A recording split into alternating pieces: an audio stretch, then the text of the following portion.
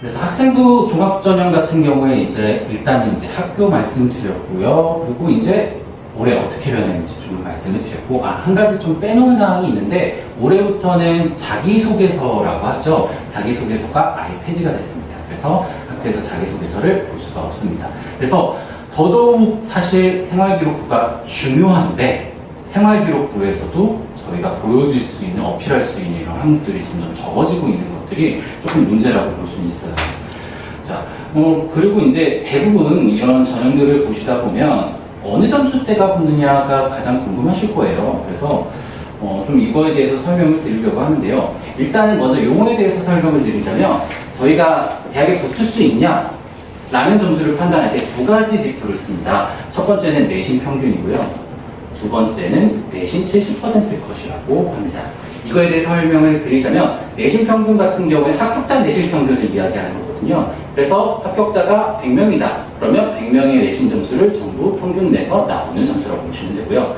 내신 70% 컷이라는 거는 사실 이렇게 등장한 지 이렇게 오래되지 않아서 모르시는 분들도 계실 텐데, 저희가 이제 100명을 선발을 한다라고 하면은 100명 중에 70등인 학생의 성적을 70% 컷이라고 합니다. 예전에는 대학에서 이런 성적 자료들을 발표할 때 평균하고 최저를 많이 발표를 했어요. 근데 최저점이 사실 공식력이 많이 떨어져요. 많이 떨어지고 실제 그 점수면 붙는다고 생각하는 학생들이 많이 지원하는 현상들이 발생을 해서, 최근에는 대학교육협의회라고 이제 교육부랑 연관된 이제 기관에서도 70% 컷을 공식적으로 활용을 하고 있습니다. 그래서 저희가 기본적으로 70% 정도다라고 하면은 이 정도의 학생이 붙을만 하다라는 점수 지표로 생각을 하시면 되고요. 평균하고 내신 70% 컷을 조금 더 비교하면서 조금 더 성적 지원대를 저희가 조정을 한다, 이렇게 보시면 될 것 같아요. 그래서 저희가 평균하고 70% 컷이라고 얘기를 하고 있긴 한데요. 이 부분에 대해서 너무 이제 맹목적으로 받아들이시면 안 되는 부분들을 여기서 좀 보여드리고 싶은데요. 정부에서 유일하게 경희대만 실제 합격자들이 어떤 점수대에 분포했는지 전부 공개합니다. 그래서 지금 여기서 X라고 되어 있는 학생들이 전부 지원 학생들이라고 보시면 되고요. 동그라미 표시된 학생들이 합격생이라고 보시면 돼요. 자, 그런데 여기서는 전부 이제 비슷하게 가고 있는데, 여기 시각 디자인학과 같은 경우에 보면 6등급에 가까운 학생이 합격을 했어요. 저희도 사실 이거 보면서 굉장히 궁금했거든요. 이 친구가 누구지? 이게 정말 말도 안 되잖아요. 근데 문제는 합격자 평균 등급, 시각 디자인학과 2등급입니다. 근데 실제 붙은 아이들의 리스트를 보니까 실제 평균이라고 할 수 있는 건 한 1.5등급 정도에 분포되어 있다, 이런 느낌으로 볼 수가 있겠죠. 근데 이 친구가 쭉 끌고 내려가서 평균이 2등급이 되었다, 이렇게 보시면 돼요.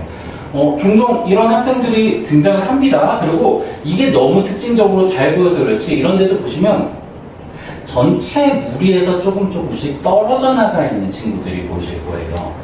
이 부분이 이제 그 미술 계열에서 입사제 학종을 준비하실 때 조금 신경 쓰셔야 되는 부분인데, 거의 대부분 이런 친구들이 90% 이상 예고라고 보시면 돼요.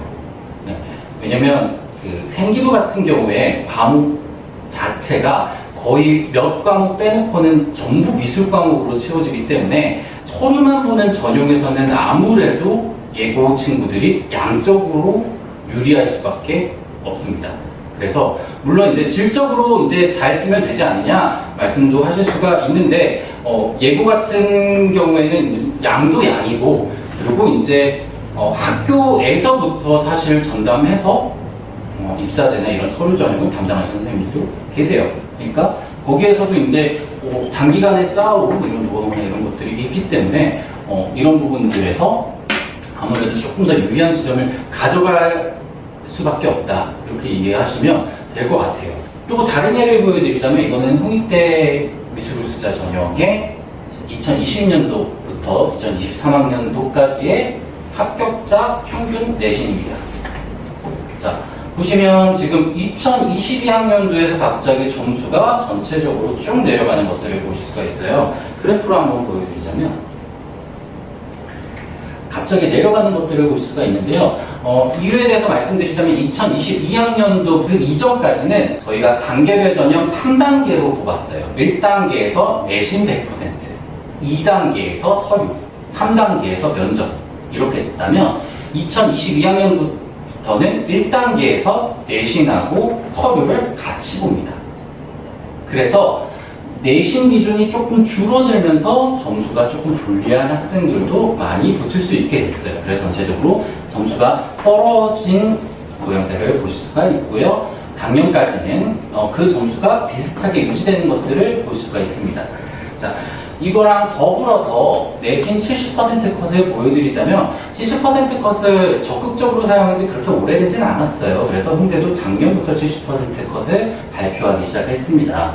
근데 이것만 보시면 잘 파악이 안 되실 수도 있으니까 뒤쪽에다가 평균 점수랑 그리고 70% 컷을 이렇게 나란히 조금 투명하게 배치를 해봤는데요.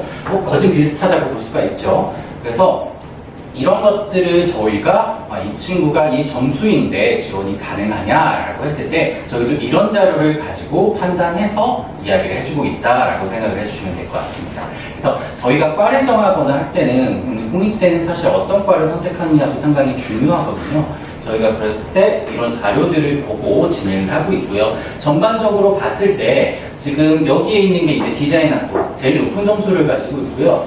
그 다음으로 등장하는 게 미술대학 자율전공, 그런 다음에 이 갈색이 섬유미술 패션 디자인과, 이렇게 세 학과가 제일 높다라고 보시면 되고요. 그 다음으로 이제 공예계열에서 옥조형 가구학과가 등장을 하고, 그 다음에 금속조형 디자인과, 그리고 이 다음부터 뭐 도예 유리과도 나오기 시작하고요. 영상, 애니메이션, 디자인, 컨버전스, 게임학부, 이렇게 공예계열하고 세종계열이 이렇게 아래쪽에 위치해 있다고 보시면 됩니다. 그래서 이것도 있어요. 점수가 비슷한데 어떤 친구는 세종을 쓸 수도 있고 어떤 친구는 홍대를 쓸 수도 있거든요. 이거는 본인의 성향에 따라서도 달라지고요. 뭐 수능 준비나 이런 경우에 따라서도 달라질 수 있습니다. 그 부분은 조금 더 상세하게 설명드리도록 하겠습니다. 자, 그리고 이거는 서울권에서 아까 보여드렸던 학생부 종합학교들이 발표한 합격자 등급 평균하고 등급 70% 컷입니다. 간략하게 보시라고 좀 말씀을 드리고 싶고요. 자, 여기에서 제가 비고라고 되어 있는데 이제 비공개들이 있습니다. 비공개 같은 경우에는 학교에서 합당한 이유가 있으면 비공개로 점수를 공개하지 않을 수가 있어요. 어떤 경우냐면 합격자 혹은 정원이 3명 이하는 누구의 점수가 특정된 확률이 높기 때문에 공개하지 않아도 됩니다. 그리고 어떤 경우에는 우리는 학생부 종합이니까 전반적인 성향을 조금 더 판단한다 라고 하고 점수가 그렇게 우리에겐 중요한 게 아니다 라고 하고 비공개로 돌리는 경우도 있어요. 그래서 이런 학교들이 여러 가지 이유로 비공개가 되는 학교들이고요. 여기서 이제 활동보고서라는 게 보이실 겁니다. 활동보고서 같은 경우엔 지금 학생부 종합 같은 경우에 아까 전에도 말씀드렸듯이 생활기록부가 중요하다고 말씀을 드렸어요. 저희가 자소서도 없어지면서 생활기록부밖에 이제 볼 게 없거든요. 사실 서류에서는. 근데 여기에는 생활기록부 말고도 활동보고서라고 통칭을 하는데 일단 별도의 서류를 작성합니다. 그게 뭐냐? 지금 자녀분들이 준비하고 있는 홍대 미술활동 보고서가 활동 보고서의 한 종류라고 생각하시면 돼요. 그래서 이렇게 생기부 외에 별도의 서류를 작성해야 하는 학교들이 고려대, 동덕여대, 이화여대, 그리고 홍익대까지 총 4학교라고 보시면 됩니다. 그래서 별도의 서류를 작성한다. 이 친구가 뭐 미술활동 보고서를 작성한다. 그러면 이 4학교 중에 하나를 준비하고 있다라고 이해하셔도 무방할 것 같아요. 그러면 나머지 학교는 너무나 단순해지죠. 저희가 서류 전형으로 생활기록부를 제출하고 거기서 1차 합격이 된다. 그러면 면접을 보러 간다 라고 생각을 해주시면 될 것 같아요. 그래서 학생부 종합전형은 서류가 대부분 1차에서 걸러지고 2차는 면접을 본다. 이런 전형이라고 이해하셔도 크게 틀리지 않습니다. 아이들도 이제 본인이 가고 싶은 학교인데 그 학교가 누가 될지 궁금하니까 이런 커뮤니티들도 있거든요. 실제 재학생이 답변을 남겨주는 이런 커뮤니티 사이트 같은 것도 있습니다. 실제로 이런 사이트 같은 경우에는 학교 로그인을 해서 인증을 받아야지 접속을 할 수 있어요. 이 사이트를 만든 회사가 대학생들이 가장 많이 쓰는 대학교 시간표 어플을 만든 회사예요. 근데 그거를 이제 하면서 학교에서 이제 인증을 하게 되거든요. 거기 안에 커뮤니티로 있고 그래서. 근데 거기에 서비스 개념으로 이렇게 이제 학교에 진학을 희망하는 학생들한테 댓글을 달아줄 수도 있습니다. 그래서 실제 재학생이라고 보시면 되고요. 여기서 이제 국민대 프론티어 전형에 쓰고 싶어 하는 친구인 것 같아요. 시각 디자인을 쓰고 싶어 하고 정원에 10명입니다. 그래서 작년 평균은 2.2가 나와 있어요. 2.2가 나와 있는데, 그래서 이 친구는 프론티어 전형으로 일반고에서 전체 성적, 공립대를 제외한 학교들은 전 과목을 보신다고 생각하시면 됩니다. 2.2고요, 뭐 생기고도 좋다 이렇게 얘기를 하고 있는데, 자, 평균도 2.2니까 충분히 붙을만 하지 않느냐라고 하고 있는데 22학번 재학생은 이렇게 얘기를 합니다. 자기 내신이 1.7이었다. 근데 자기는 결과적으로 예비 1번이 나왔다. 생각보다 그런 경우가 많아요. 왜냐면 기본적으로 저희가 이제 아까도 말씀드렸지만 예고 친구들이 이 전체 평균을 끌고 내려가는 경우들이 꽤 있거든요. 그래서 실제 학생들이 합격생이나 실제 재학하는 친구들한테 연락해서 물어봐도 실제 체감하는 것보다 좀 더 점수가 높다고 느낍니다. 그리고 예고 애들은 얘기를 해요. 나 예고야. 예고니까 조금 더 점수 낮아. 당연히 붙을 수 있지. 라고 얘기를 많이 하고요. 대부분 미술 입시에서 예고 친구들이 조금 더 일반 예고보다는 점수가 낮아도 가능성이 높은 것들은 맞다. 이렇게 해석을 해주시면 될 것 같아요. 예를 들어서 이제 이화여자대학교 같은 경우에는 미술활동 보고서를 작성을 하거든요.